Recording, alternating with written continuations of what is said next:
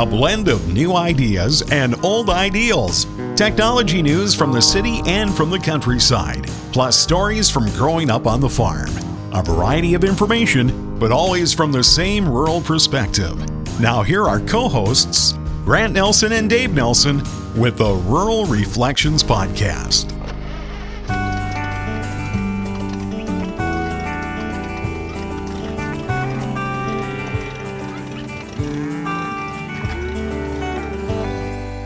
Welcome to the Rural Reflections Podcast, or maybe I should say, welcome back to the Rural Reflections Podcast, or maybe even more accurately, I should welcome us back from our little 3-month vacation as we took the summer off. Dave Nelson's Rural Reflections West, he's out in Carrington. I'm Grant Nelson, Rural Reflections East. Here in Thief River Falls, actually at the studios at the Bray Township Call Center, as we call it. Dave, hello and welcome to you in Carrington. Hi, Grant. How's it going there? It's going fantastic. Now, I know you're at the job site there with the new High Plains Equipment Building, and we're going to talk about that in the second half of the show. But first off, we want to talk a little bit about the harvest. Now, in our area, beans are about done. Wheat's been done for weeks.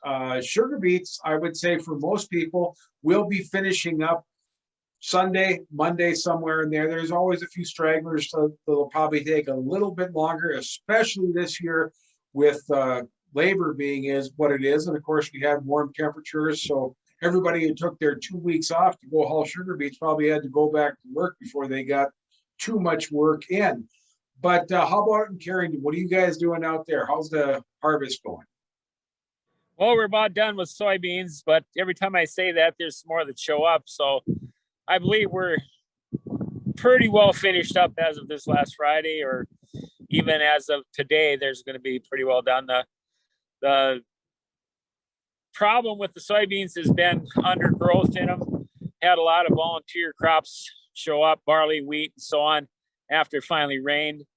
So they have a lot of green material in there to deal with. So some of the guys have been trying to wait for the frost, which we now have had about 3 nights of real killing frost. So I think we're really close to down to soybeans, and there's a lot of corn being combined already at the same time. You said there's been a little bit of problem with some of the combines picking up rocks and that sort of thing when they're trying to get the header down nice and low. Yeah, it's funny, but for as dry as it is, one of our bigger problems right now is dealing with mud. So they pile mud under the cutter bar when it's wet like this, and all of a sudden they'll push a rock up and over. And if they don't catch it, of course, a rock inside of a combine is not a good thing. So, yeah. Now, as we're wrapping up, or hoping to wrap up the harvest season, we've got another season that we transition into, and that would be deer hunting season. Deer hunting in Minnesota starts the weekend of the 5th and the 6th, I believe it is. Now, I haven't been deer hunting for years and years and years, but we have a lot of good accumulated memories, I think, of deer hunting. Most of them really probably focus on eating, because we had some great lunches back in the 70s when we were going out deer hunting. Sandwiches and cookies. Yeah. What's the deer hunting like out in North Dakota? I mean, up here in Minnesota, of course, we chased woods and all that sort of thing back in the 70s, 80s, and 80s. And now it's kind of progressed to a lot more people just posting and some pretty elaborate deer shacks. What's the techniques out in North Dakota? I mean, is there any driving, or how does it work? Well, there's a lot of posting from deer stands, and when you say elaborate, these deer stands get pretty elaborate. I think you could probably live pretty comfortably in one if you had to. So they're well insulated, and they have open closed windows, and they have a little stove in them they can warm up or they can cook on and so on. So they're pretty elaborate. That's kind of the more common way now. People find a trail, or there's habitat somewhere and they work around that. As far as huge deer drives or anything like that out here, you have to have 40 people to do a deer drive on a piece of land that is big enough with enough habitat on it for deer. So most of it's done either from a tree stand or maybe walking through sloughs with cattails in them and try and chase them out of there and so on. But not much for any elaborate deer drives.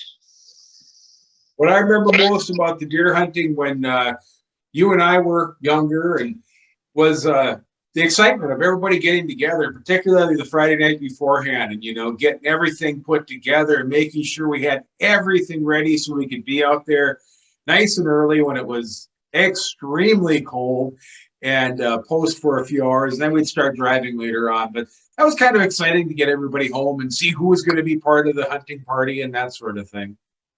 Yeah, it's kind of funny out here, you know, our deer season doesn't start until noon of opening day, but everybody still does that same thing.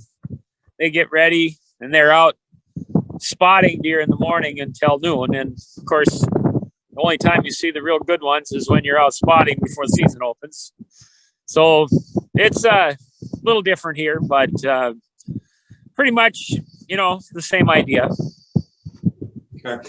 Now, I see that building, or I see the construction grounds behind you there. We're going to get to that in the second half of the Rural Reflections podcast. But before that, I had a chance to interview Charlie Burnstrom up in Lancaster. And of course, he's a squash champion and pumpkin raisin champion around this area. And we're going to talk to Charlie for a little bit. Then we're going to come back and we're going to get into the second half of the Rural Reflections podcast.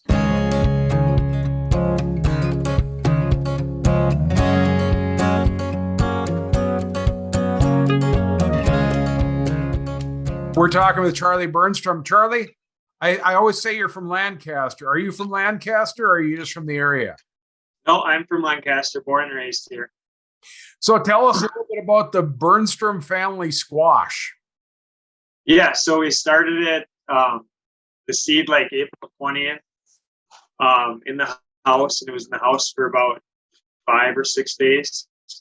And then we put it outside into like a little hoop house, like 6 feet by 6 feet, with soil cables in the ground to keep the ground at like 72 degrees. So it heats up fast.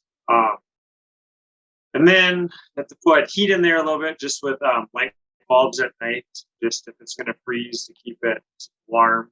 And then starts growing and starts fertilizing and giving it water right away. And usually by June 15th, get it pollinated. That's when it's like about the size of a golf ball. And then it starts for the first 20 days, maybe growing like, by the 20th day, it's probably like 60 or 70 pounds. And then it'll start growing 30 or 40 pounds a day. Okay, now this squash would have probably been happy just to be a big deal around Lancaster, but you took it somewhere and actually it brought you to statewide level records. Yeah, so we took it to Altoona, Wisconsin, which is right by Eau Claire. They have a big pumpkin festival, and they have a separate squash category. There's some places the squashes compete against the pumpkins, but at this place they don't. And the previous state record was 1,147 pounds, and this one was 1,429.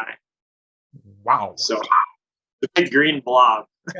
You blew them out of the water there. And now, didn't you just do something with a pumpkin too here in the last week or so? Yeah, we took. I grew a pumpkin as well. We took it to the Stillwater Harvest Festival in Stillwater, Minnesota. And last year I won there with a 1,990-pound pumpkin. But since it was so hot and dry up here in June and July, it kind of slowed stuff down. But I was able to get fourth with a 1,672-pound pumpkin. I kidded around at the beginning saying it was a Burnstrom family squash, but that's what your little girls called it, didn't they? They do. Yep. My 2 girls, Briar and Blake, they love to sit on the pumpkins and the squash each week just to see how they're growing. And so, yeah, every year I ask them to name the stuff. And this year for the squash, it was the Burnstrom family squash. I like that. But what's the destination for all these large squashes and pumpkins? So we're taking them to the Lancaster golf course, to the driving range, and every year we drop them from 80 feet onto various objects, and it all raises money for the Kitson County Literacy Council, like books for kids. So yeah, this year the squash is going on a Geo Metro. 3, 2, 1.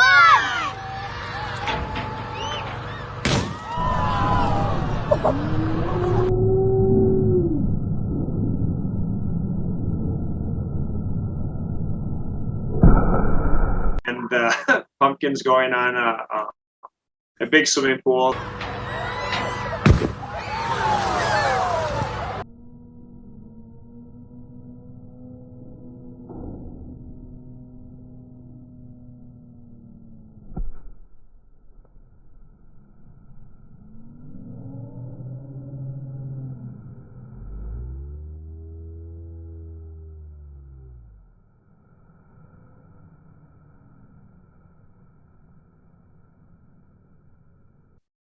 Wow.